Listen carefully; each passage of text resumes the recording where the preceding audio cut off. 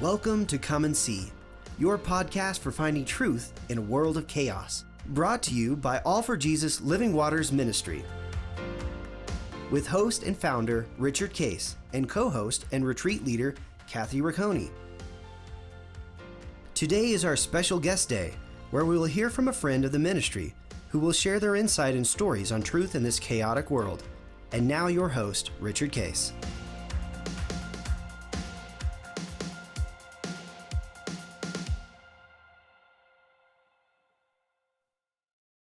Well, good morning, everybody. Today is Guest Day, Guest Thursday, and we're very excited, Kathy, to have some neighbors of yours. Yes, I love having fellow New Hampshire We got people on. Scott and Kristen Cornell from New Hampshire. They've been on this exciting journey. They're leaders in Living Waters, and their amazing story that they're going to share with us of what it means to walk with God and to bear witness to the beautiful life that God's given them. They live the epitome of blessed to be a blessing, and what a great thing. So welcome Scott and Kristen. And are you at your lake house or at your other house in New Hampshire? We're down at the lake. How is it? We were just standing out on the dock, just talking to each other about what a beautiful, glorious morning it is. Beautiful day today. It's an absolutely perfect day. That's great. Well, we're happy you didn't decide to do it on the boat. Yes. If I'd have known it was an Not option. too much background That's it. That's Although if I could have joined you on the boat, then yeah, that well, would have been fine. maybe if we were all on the boat, then it would be all We should right. work that out. We should work that out. We want to talk to you, by the way, about we're doing the retreats in New Hampshire in October of having a few of us come down to you and your lake house for in between the retreats and maybe for a day or two and having some fun and being in the Word together. So that would be fun if you're around. So we'll let you know on the dates of that. Yeah. That would be awesome. We'd love That'd be a treat for sure. I'd love to see it. Well, we really enjoy having you, and I think the start would be to share a little bit about the people and get to know you a little bit. Why don't each of you share, how did you each come to know Christ? Yeah. Why don't you start this one? I'll start. I grew up in a home where we went to church, and I was familiar with Sunday school, and we did that every Sunday, and I was part of youth group. And then I actually went to a Catholic college, and we were married in church. So church was important to us, and my parents laid a fantastic foundation. But it wasn't until about 18 years ago that we really realized that we were not necessarily in a relationship with Christ. And I was diligently seeking him. We knew a lot. We were going through all the motions with our kids. Church was important to us. We were singing the songs, reading the Bible stories, but something was missing. And really through our son, who was 3 at the time, God showed me a few things, and he started asking us questions. And I realized, not God, but our son. Not God. God was not. God Well, was maybe he was prompting us. Hey, you thought about this? And I realized I just did not have the answers for him. So as important as it was for us to bring our kids up in Christ, I realized I don't actually know anything, and that sent us on was asking. That a 3-year-old was asking, and that sent me on a journey of just seeking God. And as I sought him, he met us exactly where we were at. And I surrendered my life to him. And it's just been this beautiful journey of restoration and joy and fruit of the Spirit. And the more we started experiencing that, the more we drew in relationship with him and learned to walk with him. And God put awesome people in our path, and step by step, we started growing in him. And, Living Waters Ministry is part of that journey. Yeah. So we're thankful for all we've learned with that. Beautiful. Scott, how about you? And what about you, Scott? Yeah. So my family was Catholic when I was a kid, but not very good Catholics. so I knew some stories and I knew some movements, but and I always believed in God. I just, all through my life, but I never really, I kind of knew who Jesus was, but I really didn't understand anything really about him. And so that's kind of how I when I was living my life, God was always in the background, and I kind of knew he was there. So I had some fear, I guess, but, and I would talk to him because I didn't know any other way. And, but it was hit or miss. And Kristen told a little bit of our story, but, as I got on with my life, we were pretty successful. I had a good career. We had a beautiful wife, new wife, growing family, but we were off track in a lot of ways. It was just, there was a lot of stress. There was a lot of things that just were never right. And there were moments of joy, and moments of goodness. And then there's a lot of just tenseness and uncertainty and really kind of what are we doing? To the point where at one point I got, had a new house that we had built, had gotten laid off. I started a new company, actually was reselling some software, and it was commission only, really didn't have a whole lot of money, but new family, brand new kids. And my mother had a stroke at that time, which we had to work with and deal with. And I think that's what really brought me around to like, okay, I need something better than this. We realized we do not have this. Was that in alignment at the same time as Kristen was realizing that with the son? Yep. Okay. It was. So I think, Kristen kind of led the way, and she said, we want to do this church thing. And I was open, and I was completely open. I think I was at that point where maybe there's something, and I always kind of felt like there should be something more to church. And it just always felt that way, but it just always have.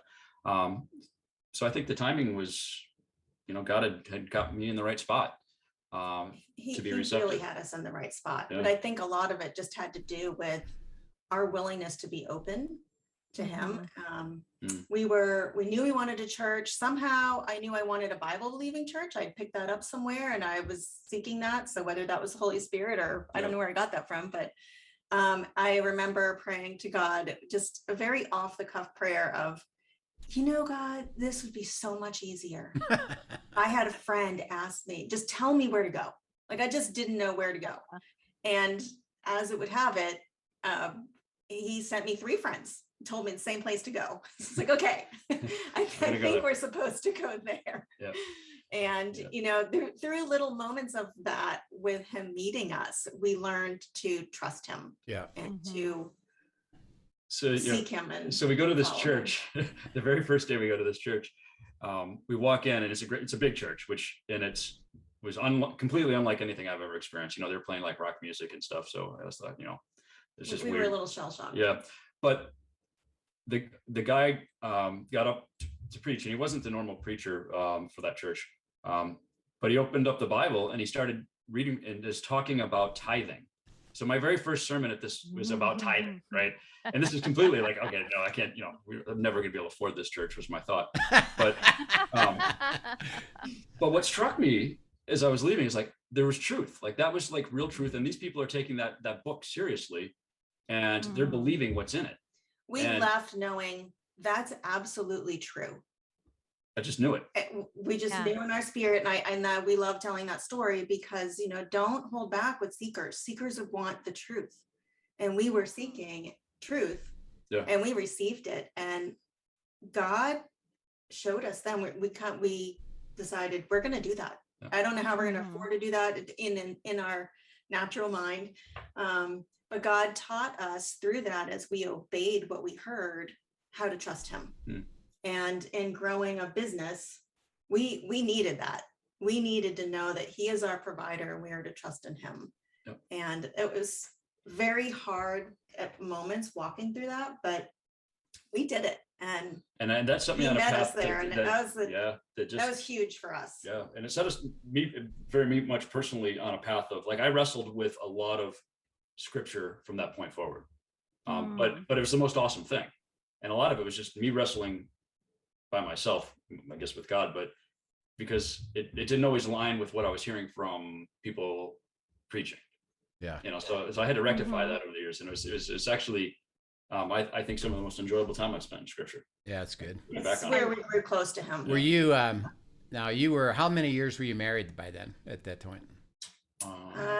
Well, Seth was 3, so probably 7-ish. Yeah, 7 years. Maybe. Okay.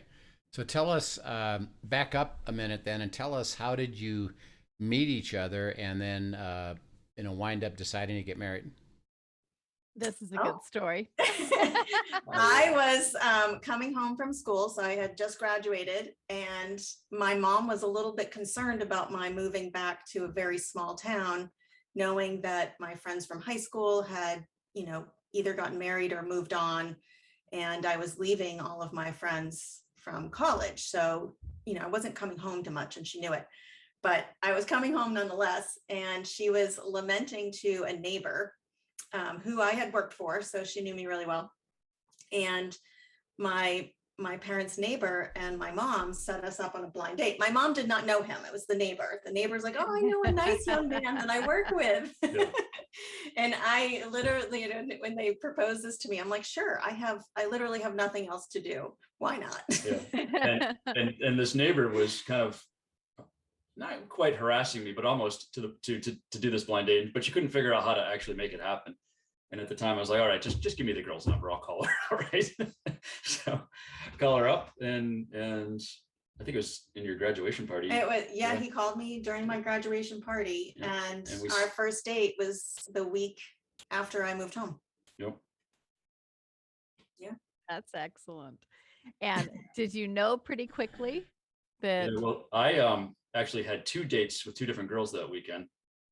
Kristen was the first date. It was a Friday night, and then Saturday night I actually canceled that date.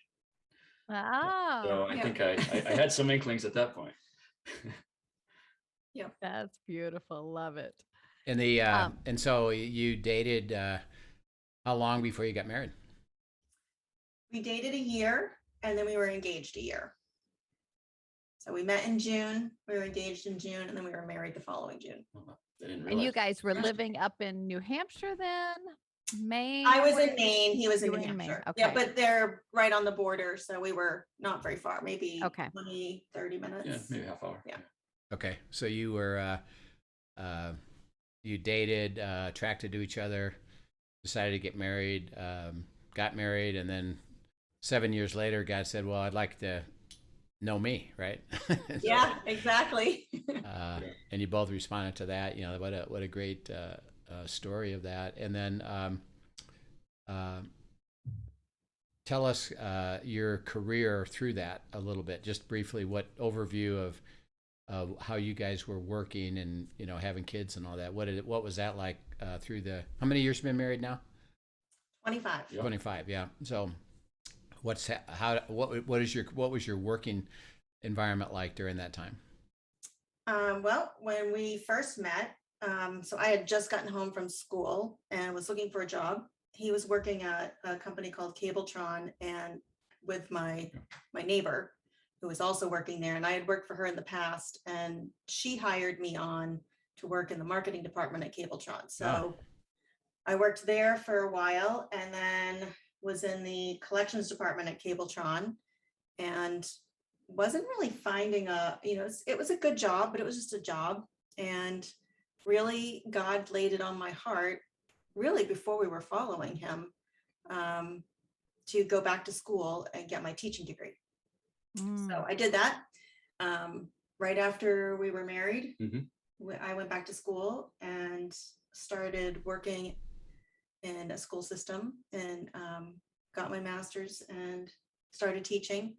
Taught for 3 or 4 years. And then with our second child was born, and we found out the third one was on the way, and Scott's like, yeah, you do not make enough money to cover that daycare bill. You break even with 2 kids when you're teaching.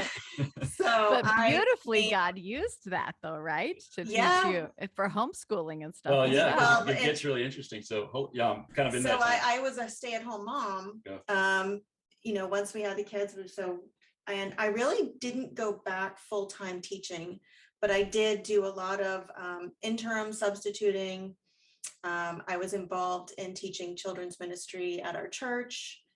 I did a lot of curriculum writing for them really up until last year. Yeah. Last year, I was back in working with student ministry, doing some programming for our church with them.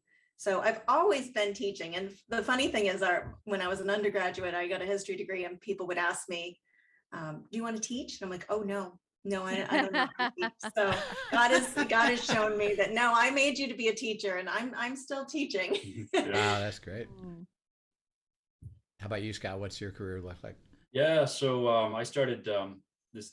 She mentioned Cabletron. I had went there as an intern and took a full-time position doing multimedia development back before the internet. You remember CD-ROMs? Do you remember those things? Oh yeah. So I was building those things, which was really fun. Really a great time. But went from there to when the internet came around to work for some large consulting firms in the Boston area, doing web application stuff. So pretty early on. And that's what brought us down to Boston. She went to school down there. Actually, you were teaching down in the Boston area when you were teaching. And along the way, I actually, and this happens to a lot of people in that field, you start a company. So I started a software company, kind of sold it out to my partner. Wasn't a huge success, but it was my first shot at it. And have been just in designing software. So I've been working with companies in and out of really around the Boston area, designing software for them. And then more recently, and this probably will come up again, I started a software company that I ended up running for 18 years. Beautiful. Yeah, you can share about the outcome of that. So that's pretty cool. What kind of software were you doing? Oh, we were all over the place. Well, with the consulting firms, it was a lot of e-commerce stuff back in the day, right? When we first realized that you could actually sell something over the internet. Back then people weren't sure. Right? That's right. You think you'll ever be able to sell anything over the internet? Kathy, they're talking about the good old days. When I was an executive, young executive, there was no such thing as even just beginning having mainframe computers. No internet, no iPhone, no iPhone, no email, nothing of that stuff. We did everything still by paper primarily. So those are the really good old days. And no phones either, or very, very little, not right. to the degree that we have them today. Yeah, we didn't have, when I was there, we didn't have any. We didn't have any phones. I mean, any other than a landline. That was it. That was hooked to a wall or a cord, right? Hooked to a cord. Yeah, and so it's kind of just some funny stories. One of the never really turned into a company, but we actually built prototypes. A buddy of mine and I and developed. Are you familiar with Peloton? The Sure. bike you get on, pedal, and the screen in front of you, and you can kind of compete. And we actually built that back in 1999. Oh, cool. 1999. We actually had a working prototype of that. It was obviously not really polished as Pelotons. And we ran into some copyright issues and patent issues, so we just didn't pursue it. But my buddy and I he would be in his house biking on his bike. I'd be in my house, and the things were connected over the internet, and you could kind of like see each other's movement and stuff. It was actually pretty cool. That became all the rage in COVID. I know. It only took 30 years, right? But 30 years too early. And then my first software company, real company, if you think VBRO and Airbnb, that's what we did. But it was vacation rental management, contract set management. It was all done through real estate companies back then. They would do the vacation rentals, and so we were kind of automating them. Really one of the first cloud applications. It was pretty cool. Wow. Yeah. Wow, that's neat. Well, so go ahead. Go ahead, Scott. No, I was just going to wrap up. My most recent company that I ran for 18 years was it was in the banking industry for customer service software for banks. Okay. I know that you've learned about what it means to abide, discern God's will, do that together. Describe, how did you come to understand that, and then how has that impacted your life in terms of how you abide and how you are processing have processed together pretty significant stuff in your life that God has taken you down roads that you would have never dreamed that He was going to take you. So, share that piece of it if you would. So let me go first. You want to go first? Well, I think that we had experienced this on some level in little pockets, and when we heard how this concept of abiding consistently and going to unity. It was a game changer for us. And we really grabbed a hold of that. Yeah, it's interesting because we, we've been working with Living Waters for a year and a half. I think our first abiding retreat was 3 years ago. Yeah. Okay. So it's been. I remember because our son was first starting. It's been a busy couple of years, so it's kind of losing track of those. But and you connected through C12 as well, right? Yeah, we did. So kind of early on, at least in my walk, I was thinking about how do I, because I was thinking about this just this morning as I was down on the dock thinking about this call that we're having here, and thinking about my walk, and especially early on, and what how did I abide then? Because I didn't really understand what I was doing, but I did it. And part of it was just, I was telling you, I was wrestling with these scriptures, and really what I was wrestling with is I'm seeing these promises in the Bible, right? And like, well, they're in there. And either I'm not understanding them properly, like I'm reading it because they seem fairly clear to me, and I'm reading it, but and I'm not understanding it, or what I'm hearing from others, they're not understanding it, or something's amiss here. So I really wanted to understand that. And so I spent a lot of time digging through the scriptures to the point where actually at one point we were doing an exercise to read through the Bible in a year. And I was underlining every promise that I saw in the Bible. I'd write that scripture down. I wouldn't write it out, the scripture, but I just write down the verse and number. And especially and it wasn't even all the promises. It was the ones that I kind of resonated with. Yeah. So I'm like, I'd see it and I'd like, that's a promise right there. And that, I would like that. And so I'd write that verse down, and I'd also look at kind of what, the context of it and what, what God's saying. Like, if you do this, then I promise you this, or and we're going, is that true? So by the time I got through the Bible, I had I don't know, I probably had 10 pages of just verse numbers written down. Right. And so, but I'm having these conversations with my elders and stuff, and they're like, well, that's you're reading that out of context, or that's up to the will of God. And so you can't just say that that's going to apply to you. And I was like, well, then what's the point? So I'm having these conversations like, no, I think you do. And they're like, no, Scott, you just don't understand this stuff. So when we first were at a C12 event. Hold on. I want to get into that. But so that was one kind of part of my abiding. And then the other was I started journaling for business. And I probably picked up from some book somewhere, like, okay, you should write this stuff down. And I started doing that maybe, I don't know, 8 years ago, 10 years ago, I don't know. But I would date it, and I would write down all the issues I was having and all the challenges that I was having, and then maybe any ideas, what I knew, what I didn't know. And I was kind of doing that alongside. So on one hand, I'm kind of in the Bible and the scriptures, and on the other hand, I'm kind of like, writing out my life issues over here, trying to figure out what to do with them. And I didn't really kind of put the two together at all. Like, I didn't make that connection.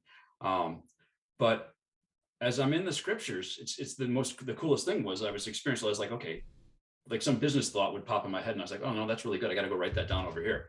And so that's what I would do. Right. I wasn't actually making the connection like maybe God was involved.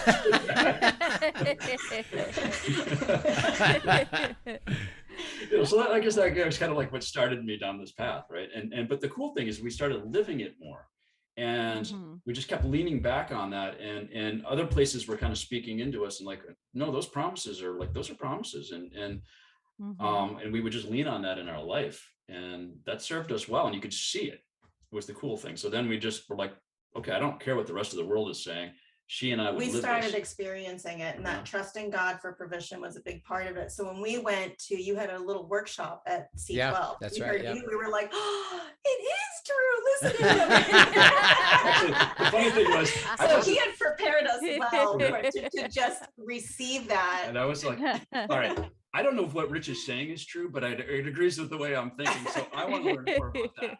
And we immediately went home and bought his book and devoured it. And, it just kind of set off to, but the process of unity, I think, was the big thing that we were missing, is really sharing our walk with each other and processing what God was saying to each other together on a regular basis. Yeah. And if we were not in agreement, to come to agreement. And that totally changed how we had discussions. We weren't arguing about things or compromising on things anymore. And that was like, it was the next level. I feel like we were here and God had taught us a lot of things, and we just came up higher. And it's fun now. There's a couple times and we're like, ooh, I really want to disagree on this because I want to wrestle with it more. Have we wrestled enough, to make sure it's not like, are we just in agreement because it's our will? So just really enjoying that process of wrestling with God and wanting that, because that's where, you really enter into his will. Yeah. And it's been really fun. And as you process that about God's will, you've had two really big things happen. One is about your company, and then what happened when you God worked at your home to build a body. So talk a little bit about what happened and how did you together come to receive God's will, go to agreement, unity on God's will, and then be obedient to the steps. Yeah, and this is mostly over the last year, right? So, like a year, it's basically it started a little bit sooner with the company. So I had been looking for investment into my company. So my software company, we grew. It was pretty good size software firm, but we'd never taken on any investment. We just kind of grew it organically. It grew it from scratch. Which is on one hand is phenomenal. On the other hand, it was really hard. But we did it. But we did it. But we're at the point where, like, okay, to be competitive, to really move this thing forward, I think, and I've been praying about it, journaling about it. We're going to take on some investment, and it failed twice. Like these investors loved this company; they loved everything about it, but for all kinds of reasons, the process that we're going through failed twice.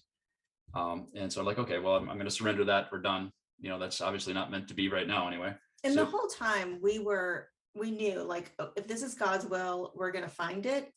And if we don't sell it, that's fine. Or if we don't find investment, it's fine. We bootstrapped this company this far.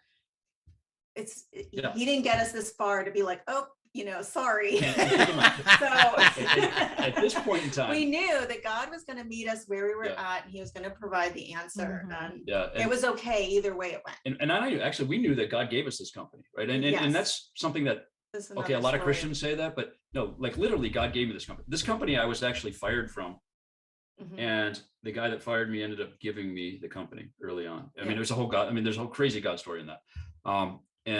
And then he's been with it on major things all along, like supernatural things happening. And it was a fun company. Like people liked to work there. It was a fun place, and I enjoyed it. So I'm looking for investment in this company to grow it even more. And I'm thinking 5 years, 7 years ahead, as far as, that's how guys like me think. And so we got all this lined up for the fall of last year, 2020. COVID strikes in the beginning of the year. And so I'm looking to bring in investment into this company, right? And that's up until the end of the year, and I'll kind of switch gears. But that's the plan, and we're moving forward with that. And there's all kinds of activity and a lot of work going into that. COVID strikes in. And I would say the 2 times before, we had kind of gotten the abiding process down a little bit more by now. The first 2 were more stressful. This one was not. Not that there wasn't a lot to do and a lot to process, but we were more at peace and more in sync with each other, because we were journaling it, we were seeking, we were getting step-by-step answers, and we were looking for correction, and we were completely neutral on it. Yeah, and we surrendered it. Like, if we're supposed to keep this running, fantastic. If we're supposed to get investment, fantastic. One of my concerns was bringing in a partner. So, what was that? Describe briefly right there at that point, your abiding, as Kathy and I have helped describe it, it's in the relationship, which is all the time, centered around the word, but it's all the time. Why was there a difference in that abiding relationship in the vine that gave you that peace as opposed to before? What do you see as the difference or the critical piece of how that worked for you? I think we were just more consistent with it. We were more consistent with meeting up with one another, more consistently journaling. Journaling was a huge piece of that. I'm not sure how we would have processed through it without journaling, because I would go, at one point, I went back through my journal and I highlighted everything, because we had been processing this for months. You forget. And I'm like, oh, remember this scripture we got, or remember we heard this, and being able to flip back through and highlight everything and kind of see the whole journey is very different than trying to remember it. And that kind of kept putting us back on the same, or we'd say, we asked this question and we haven't gotten that answered yet. We need to keep asking that question. And I think the first couple of times that we went through this process, I in my head, it was still kind of separate from my daily thinking with, over time with God. And I mean, we'd cross over, but we certainly weren't doing it together. Not to the degree, so maybe we'd check in every couple of weeks and I'd be like, oh yeah, this has happened, this has happened, this has happened, this is the decision I made, this is the decision I made, are you okay with that? That's good, right? And so it was a little different this last time around. Yeah, and as you describe it, which is where a lot of people are, you're in the middle of seeking answers, not having fully the answer, but what did you know was going to come? We were going to get it. Yeah. We were going to get the answer. It was going to come. Yeah. So we were just waiting. And that process of waiting and not stepping ahead. And it was just like, okay, we don't know the answer on that yet. It's okay. Let's just see how he unfolds this. And at the end, I don't know if I'm jumping. Yeah, well, hold on on that just for a second. Okay. Because during this process, actually, the few months before the end of the year, we're not on the same page. Like, and it's we're mostly on the same page, but we weren't. She's hearing different things, I'm hearing different things. Like, okay, well, we got to work on that. And part of it is just my mentality. All right, I gotta keep doing these other things and moving the ball forward. But I know in the back of my head, like, okay, I don't have all the answers yet. I can't really comfortably pull the trigger on any of this yet because we're not there. And that was okay. It was like, all right, it's not for now. So we'll keep moving ahead, and we don't pull the trigger until we know. If anybody's ever worked with investors, they don't wait around. Like, they don't want to wait. They're very like, oh no, you need to make this decision now. You don't even need to think about it. Don't consult your attorney. You got to do this now, or we're walking. And that's just the way they work, right? That's right. So I'm getting all this pressure, but it's kind of cool because, like, no. And I was even telling my executives and my advisors, like, no, I can push back on this. I got no problem pushing back on any of this. Yeah. Because there was a lot of freedom in that. Yeah. Being able to trust God and withstand the pressure to not feel like we were. It was pretty awesome at one point. Yeah, I'm talking with my executives, and they're like, "No, you got to be doing these." And I was like, and I opened up my journal and I said, "Okay, no, back here on July 15th, this is what God told me, and I'm sticking with that." Like, that was the conversation. It's like he shared the God process with the executives. It was a fun thing. But going back to, COVID had happened earlier in the year, and this is kind of the other big thing that was happening. And then maybe because it all kind of accumulated. Well, yeah. There was a lot going on at the same time, like, because you had to deal with COVID, with the bit, like, we're still running a business when COVID hit. So okay, God, how do I deal with this? And how do I walk through that? And so I'm on the board of elders at this church that we were going to, and that church closed with COVID, like everybody did, right? So we shut down, and it was going to be for a week, and then it was 2 weeks, and then it was a month, and then it was 2 months. And that issue in and of itself, like me being on the board of this particular church, was challenging for me. And I actually spent a lot of time with God on that, because I just felt there was no real, they just didn't want to discuss opening at all. Like, that just was not on the table. And they never really did for over a year. And it just didn't sit well with us, right? It certainly didn't sit well with me. And I didn't feel like we were actually talking. We were not in unity as an elder board. So we had a lot to process through, but getting just back to because we're almost done with the business part. You want to do that first? As we kind of came to the end of it, and I was feeling like, I'm not so sure we're supposed to take investment. I think we're supposed to sell the whole thing.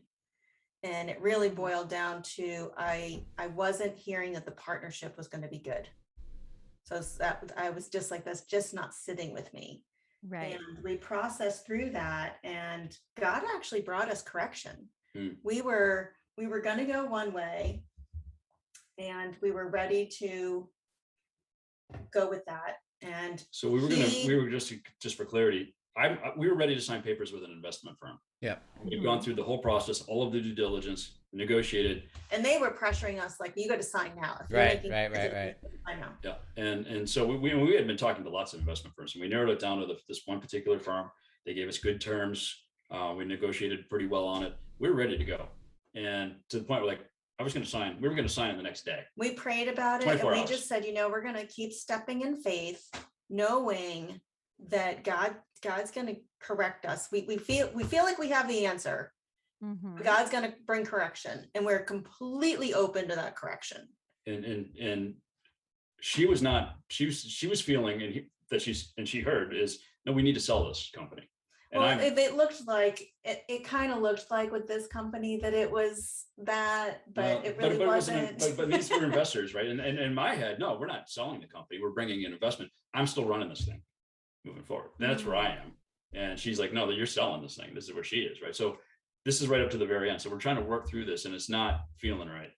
But I'm trying to be neutral on it. She's trying to be neutral on it. And we're trying to hear and we're talking about it, every day, multiple times a day at this point.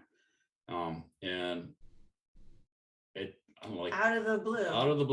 I don't know how it happened. That was just out of the blue. As they're waiting and like telling this investment company, no, we'll just give us another day or two. Yeah, and we're praying over this. Like, okay, no, we need to come together on this. And we need to do the right thing, because this is a major decision.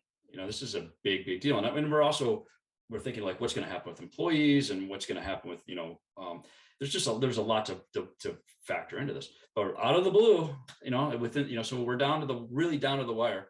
And I've got investment. I got a whole bunch of investment firms lined up to kind of invest into the company. We picked one, negotiated it, but we're not feeling right about it. And then out of the blue, this company calls and says, actually, one of my advisors calls and says, we've got this company that wants to just talk to you. They're actually looking to buy your company and do a roll up. And I know that's not anything you've been thinking about, but maybe you ought to talk to them and just hear what they got to say. So I tell Kristen, I'm going to listen to these guys. We're going to hear what they have to say. And then I'm going to sign this over here. That was the conversation. And so I heard him out. And immediately after that meeting, I called her and I said, I think I might be on the wrong path here. I think I might actually want to just sell the whole thing outright. And so it lined up with everything we were hearing. And we took our time processing with that too. We were like, okay, this feels right. This feels like it's matching what we're hearing. Okay, let's continue matching what you hear. So Kristen actually heard praying this about it. Really large amount that the company is supposed to sell for, right? Which is not what I was getting for valuations with these investment firms. And the number that this company came in to want to purchase it was the number that she had been given. It was like the same number. Things lined up. So we're like, well, that's a pretty good sign. And the company that we almost signed with, we later found out that they were stretching themselves so thin to be able to do it. The investment company. It was probably not going to go through. It was probably going to fail. Yeah. So that was a huge save. Yeah. And a good correct. That was a good course correction that we would not have known that had we not been looking for correction and open to it and processing together. Yeah. And the, just to summarize, just for our audience, all the things you've just said, how critical it is in terms of discerning God's will is it's all about your heart. Do you actually want to know God's will? And in a sense, do you expect it as you're not getting the answers? And if we have a heart to get it, he'll get us there, including checking you, help, bring about something to say, I know you were going to go this way, but let me supernaturally check you by doing something else that you said, well, okay, at least I'll listen to them. Even at the time, you're thinking, yeah, I'll listen, but probably not. But after listening, your heart is, well, I need God's will. And see, the Spirit, as Kathy and I keep helping people, his role is to guide you into truth through this aspect of peace and joy, unity, confirmation. And you described it beautifully. That, is it perfect? No. Are you absolutely doing everything right all the way down the path? No. But you kept going to neutral, kept processing together, knowing you're going to get an answer, and and God gave you the answer that you then confirmed, and God confirmed that even with, what Kristen heard about a number. That's the number, which kind of says, oh, that's good. Right. Well, I love even the description you gave about how important journaling was in the process. Yeah. Because God used the very things that you had journaled and the promises that he had given. And I think it's neat just hearing Scott's story about how he was all about the promises in the beginning of his journey with God, period. But the fact that God used the promises that that you recorded in your journal, that he was speaking over it, to then set you to plumb. This is what lines up. Do you see it? And so what a gift that is to be able to go back and see how he laid out each step little by little for you to know you're on the right path and keep listening. I'm speaking. And while that was going on, and you mentioned that your church was closed, what happened in something you weren't expecting? How did that all come about? And that played a big role in even the next steps for you. So describe how that all came about and how you followed that piece of God's will.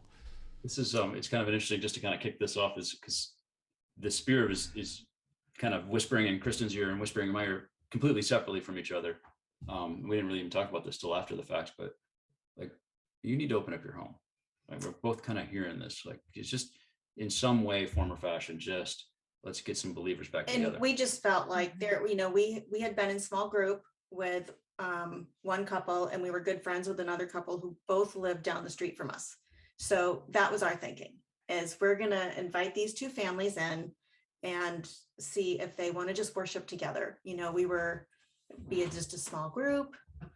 We did think if they brought all their kids with our kids, we're not going to have enough room. Well, and actually, there's that thing. Remember early on, like, you're not supposed to have more than 10 people or whatever together. Like, we're counting the kids. We're like, no, we got like 15 kids just between these three families. But I had a conversation with both of them, and they were willing to give it a go. Yeah, that sounds great. Let's worship together. And but you had heard. You're saying that prior to that, you both had heard. Yeah. Open up your home. Yeah. And again, that's an illustration of, John 16, 13 to 15, where he's going to guide you into truth and tell you of things to come.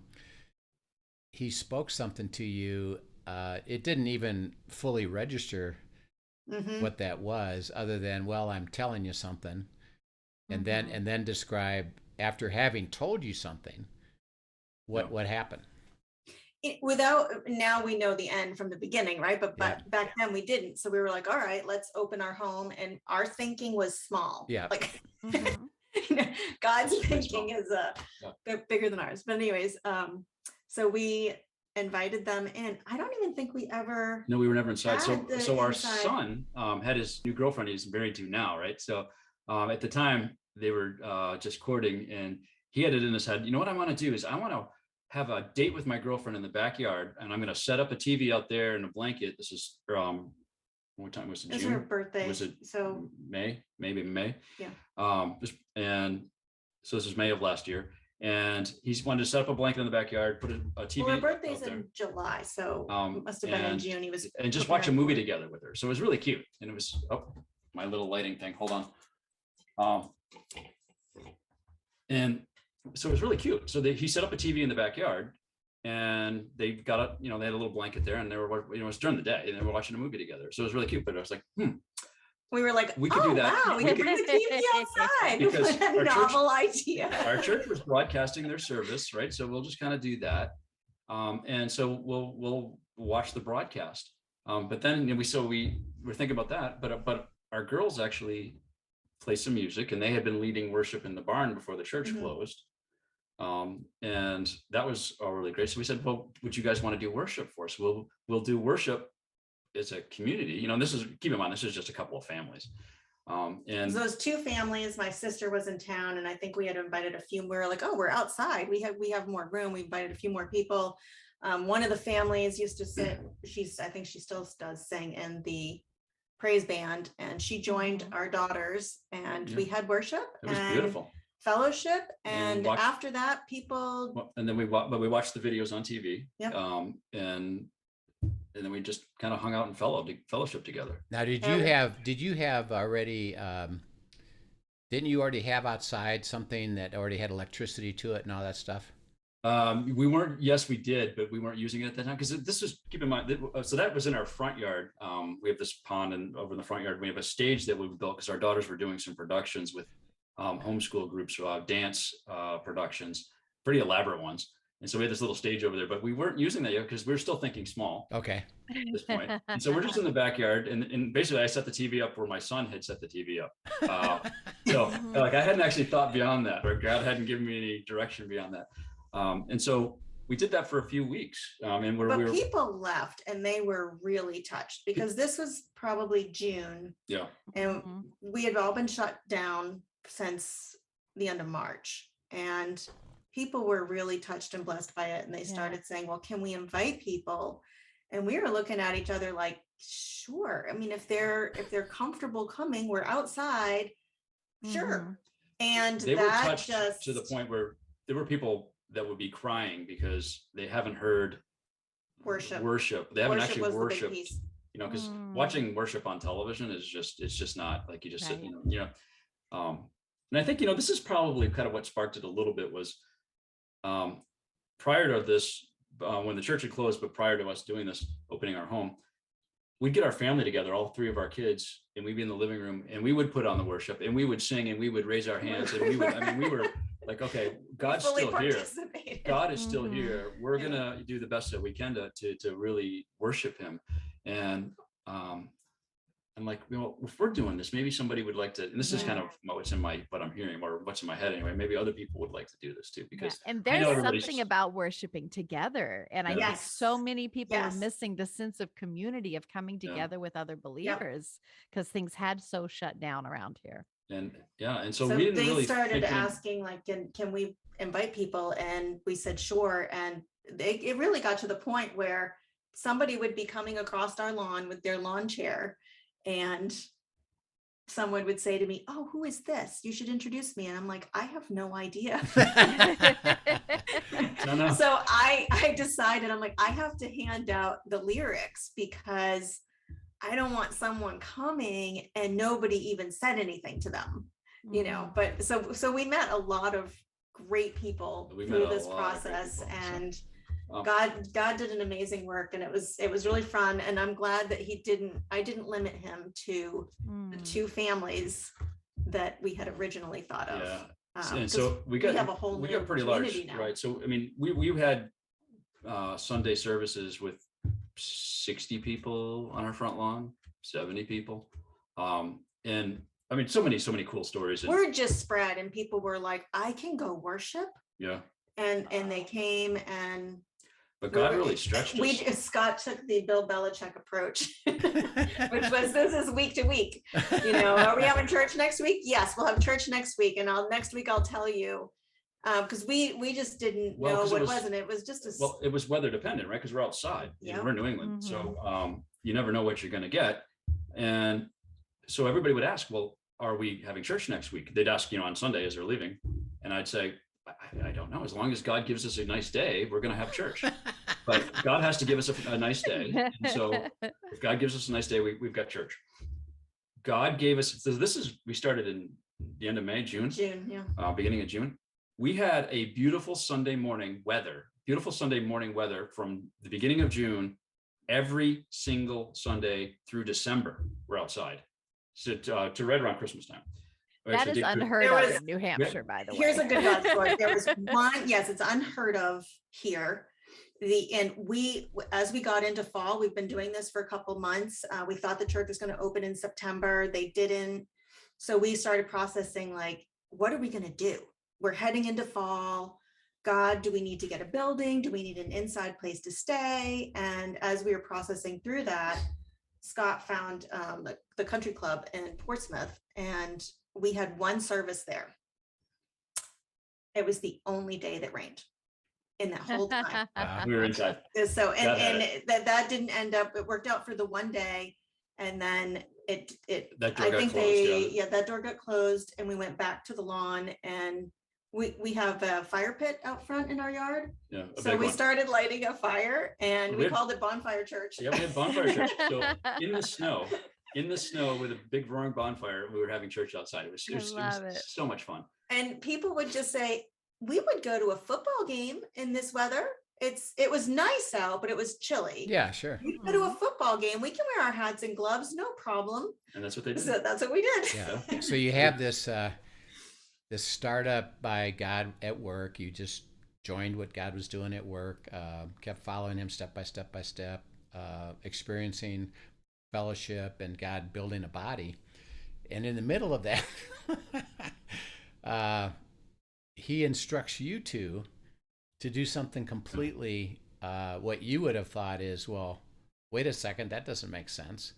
Mm-hmm. What did he tell you to do, and then where did he send you? Well, it got just to before we get into that, kind of one more step of this, or one more kind of pretty significant thing with this home church is God's working on us the whole time, and he's just giving us a little bit of instruction all along. And one instruction, so my girls are doing the worship, and that's really phenomenal.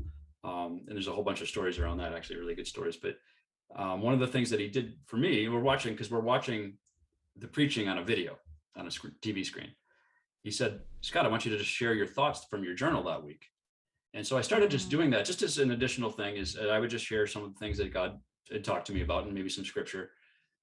And what was really interesting, and I just heard that, and so I said, okay, well, I'll try it. I'm not sure if people are even going to want to hear this, because, like, if you look at my journal is not very organized, and I don't even know if it's coherent to other people, right? So I'm sharing, though, because thought I was told to, but it just seemed to resonate with people. People were really, it really did resonate with people. And it was just a little bit, and then it would get to you a little bit more, and then eventually we just shut the video off.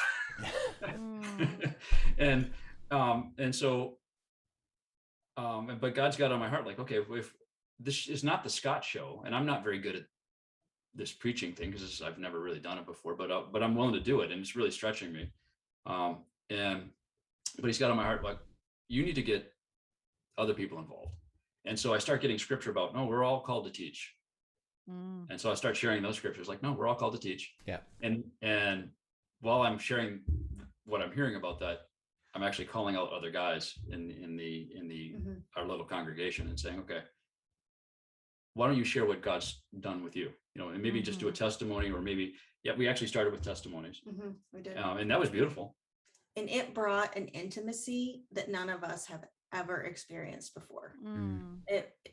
Because everybody's just sharing their heart, and everybody's sharing what God's teaching them. And it's been really beautiful experience. And so how many people do you think have actually preached on Sunday from our church? Without really thinking about it, I'm thinking 7 is what I was thinking. Seven people. So they're actually actively preaching now. And none of these guys have done this before, right? They're all just like I was, completely nervous that first time. But it's so fun because they would do it, and they would prepare, and they would do it, and afterwards they're like, that was the greatest thing ever.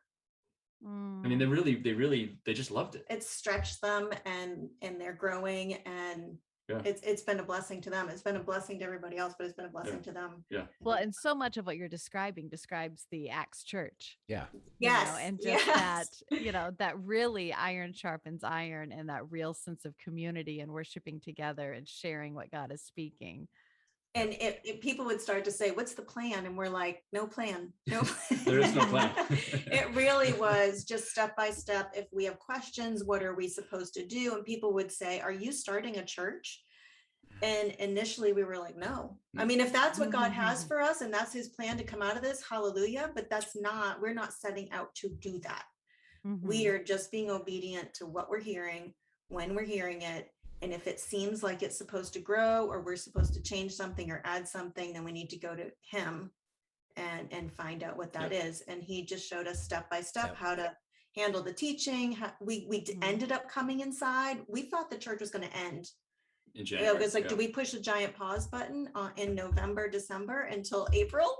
And it was really in that moment. So we had been looking for a lake house, and this has been years in the making. But as we were processing whether to come inside, and we're wondering, maybe God just is bringing a community together, and we're not supposed to continue church. And he led us to not only the lake house, but a farmhouse, which we were not looking to move from Stratham. But we had gone to this property, and we left, and we had our daughter Grace with us, and we all said, wonderful, beautiful home, not what we're looking for. And then within the process of a couple of weeks, we ended up going back, and I felt like I've learned to ask God, what do you have to say about this? Yeah. So in my journal, I wrote down, what do you have to say about this? And I heard, I prepared it for you. I went, what? Wasn't expecting that. And I just said, okay, I'm going to wait for you to bring Scott around. So I'm going to hold off on processing with him. I'm going to continue processing with you. And she didn't want to talk to me about this because she knew I didn't want it. No, it's not that. I didn't want him to feel like I wanted it. I didn't want to compromise on it. I wanted it to be God's will. So this was an area where I was like, I could see where I would want it and he wouldn't. And I don't want to take that risk because I really want God's will. So this farmhouse was up in the woods, and it wasn't really what I was thinking. I love the idea. It's up in the woods. It's a beautiful place, and it's kind of my kind of place in the woods. But I was really looking for a lake house, and I liked our house down in Stratham. And we have all this wonderful community that we just built down there, right? That showing up every Sunday morning, right. and it was awesome. So I wanted a lake house. This was a farmhouse in the woods. Really cool place. It's not what we were looking for at all. And so, but she hears from God, I've prepared this place for you. She doesn't tell me this part though, until after. And meantime, or maybe simultaneously, I'm talking to the realtor about the place. He's like, well, what do you think? And it's like, it's nice, but so is my place in Stratham. And it's not really what I'm looking for. I wanted to, because I've been working with this realtor. You said, I want a place on the lake. That's really what I want. But as a little side note, the economy, the housing around this area, especially on the lake, you can't touch anything. There's just nothing even available. There's nothing. I mean, it's not even that you can't afford it. There's just nothing to even bid on. I mean, there's just nothing. Yeah. And if it goes on, it goes off so quickly. Yeah. And we had along the way, we had a bunch. And we had surrendered this. We were at the point when we went to see this house. I didn't even want to go see it. I was like, this real estate market is insane. I think we need to surrender this and come back to it at another time. We stopped, because we had been looking for a lake house for the last couple of years. We've been even put in some offers and got blown out of the water. It just never happened. And so we're like, okay, we're done. We're making this happen. So we're done. We're done. And so the realtor's asking me, he's like, well, what do you think about this little farmhouse? And I was like, well, no, it's really nice, but no. And he said, well, and somehow in the conversation, it came up that the owner of that house had a little cabin down the lake that was right down the road. And I said, oh, well, that's interesting. And so the realtor sent me the link, and I was like, I'm looking at it, and it checks all the boxes off for me, every desire I've ever had for a place. It's antique. Well, we're in it right now. It's antique. It's built in 1900. It's little, it's got perfect exposure. It's really cute. It sleeps a good and decent amount of people for being small. And it's just checked at everything. I was like, well, that place is really great. And the realtor says, well, he might rent it to you for a week. Like, well, no, I want to buy it. I said, tell the owner I'll buy both places, because this is lining up with me selling the company. Before this, we didn't have any money, and now I'm like, okay, I think we can do this. And the realtor says, he'll never do that. The guy loves the place. He's selling the big house. He's planning on staying there with his wife. Like that's his plan. He's never going to do that. And I said, well, then in this process, we're sharing, and Yeah. I've shared with him what I've heard, and we start processing that, and we're like, okay, step by step. Yeah, and then Okay, it's let's like, go okay, back and look at it again. I think this is what God's got for us. Like, seems to be like, okay, God, because I really like the farmhouse. It's even got a 5-car garage. No, I'm a car guy. It's got a 5-car garage kind of thing The going, house like a checked barn. all the boxes. Yeah, We just hadn't quite, he needed to get us to a place where we were willing to just switch gears to something we Yeah. weren't. But then you start thinking. seeing like, okay, like this is some really weird. And so the realtor goes and talks to the owner, who in the owner, and I'm not, we didn't even offer like above.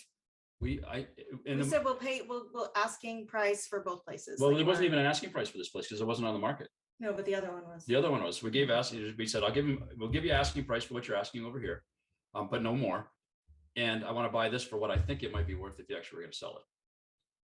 And the guy said, okay. And they got a better offer on the farmhouse, and they That's should have right. kept this. Yeah. We found that out later. A couple from New Jersey had come up and given a much better offer than we had given, and he would have been able to keep this They place. didn't take it. And So they went with us instead. it was very much like everything falling into place. Yeah. Except we're moving out of Stratham, the community that Yeah. we're in, right? So this is kind So of a big one thing. of our big abiding things at this in Yeah. conjunction with this, well, what about the church? Like, you're clearly doing something on our front lawn.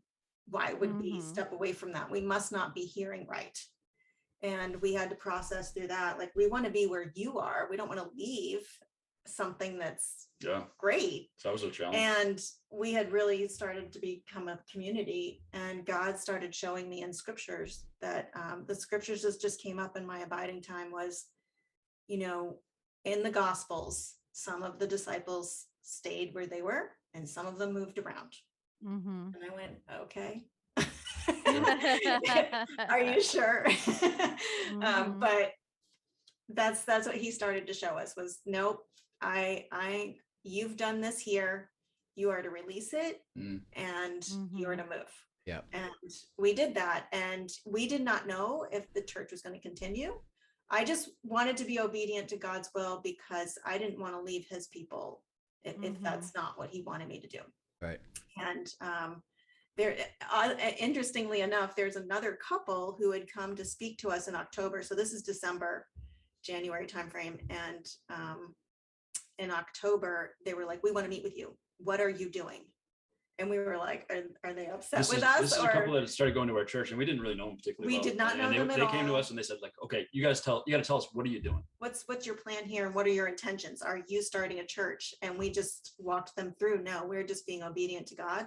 Because they one wanted to step start at a a church. time. And they were like, well, we want to start a church. And we were like, okay. So it's interesting to me that at that moment, that's what their heart was. And we helped share with them the process of step by step. We actually took them through abiding. We took a small group, felt God wanted us to share abiding with the church. So we started that in a small group format. And they were in it. And the church is now at their house. Yeah. And looking back, it took God months to put all of those things into place. Wasn't for us to jump into back in October. No. There was a process, not only with us and with this other couple, but with everybody attending our church. And that's one thing we started to see is, all right, we're seeing these things, but other people aren't there and they're processing with God yet. So not only do you have to wait for God, you've got to wait for his timing. Yeah. Because he's got to get people to a place where they'll embrace what he has for them. Yeah. And as we come to the kind of the end of our time here with you guys, we know, Kathy and I both know you have a few more stories. There's a few more. I got a whole bunch lined up right here. We need to have them back. That you could share. And a lot of people are saying, hey, hey, what about this? What's next? And so it'll be exciting as you have learned to truly follow God. And it's always based upon the covenant. I'm going to bless you to make you a blessing. Receive and give it away. You've given it away. And it's always his assignment, not yours. Even when you see, hey, look at this. Look at all this cool stuff that's happening. He said, yeah, thank you so much. Other people are going to pick it up. I got new things for you in a different location, and I'm going to supernaturally confirm that. which he did, because otherwise you wouldn't even done it. And your adventure, this is why we got to have you back on. It'll be fun over the next couple of months to find out what your adventure is, and then share a little bit further about, okay, now here's what's happened, including, I know you're still helping disciple that church down there, not running it anymore, not there every week, but helping to participate in it. So God still has that piece of it. It's been even since all this happened. I mean, we only got up to just last December, but the last 6 months have been so much fun. I mean, I think it just keeps getting sweeter and sweeter. It's a grand adventure. Yeah. I mean, walking with him is just been awe. We're in absolute awe of what he's doing, and that we get to join in. Yeah. So we'll schedule that because your enthusiasm is contagious, and we can sense the joy. What could be better than walking in God's path? Right, exactly. And you get to be there and are experiencing it. So we certainly appreciate you sharing that today, and we're just excited for you. And we will definitely have you back. And we want to continue even picking it up further with you. Have more stories to share, which we'd love to hear, as well as we're excited. Kathy and I are excited. We can hardly wait to see what's next. Absolutely. And we get to be part of that because you're part of our community, and what happens to you is a joy to us. So we're really excited. So thank you so much for sharing with us today. And our pleasure. And we'll look forward to it. Kathy, we'll see you tomorrow. And by the way, we have End Times Friday tomorrow, and then next week we're going to share about the issue of the vaccine. Of how do you handle that, and how do you shepherd other people into God's will about that, which is an interesting sticky wicket. We're going to talk about that Monday and Tuesday specifically. That's going to be a great conversation. But actually, we're going to add to that this aspect of church bodies, starting new bodies, starting new fellowships. Lots of questions about that that we're going to bring into that conversation, because it's understanding God's way, not what we think or either should do or shouldn't do, or what about our old church, and are they good or bad? You know, it's the whole thing is well, let's just go seek God together. So we're going to bring that in, Monday and Tuesday, and you guys are kind of part of that because of the body that you started, and lots of questions still about that. So we're going to talk about that, Kathy, Monday and Tuesday of next week. Looking forward to it. Thanks for joining us, everyone. Thanks for sharing, Scott and Kristen. We love to hear how God's moving in your life. And if you found today interesting and encouraging, please be a friend and tell a friend. Share the podcast with others. And thanks for listening. Yep. We'll see you guys. Enjoy the lake house. We'll see you guys later. Have a great day, everyone. All right. Bye-bye. Thank you for joining us for today's episode of Come and See, your podcast for truth in a world of chaos. Brought to you by All for Jesus Living Waters Ministry. Send us your questions and comments, and tune in tomorrow for more answers to your personal questions about living life in God's truth. Remember, God's will is best and none better. His truth brings peace in this world of chaos.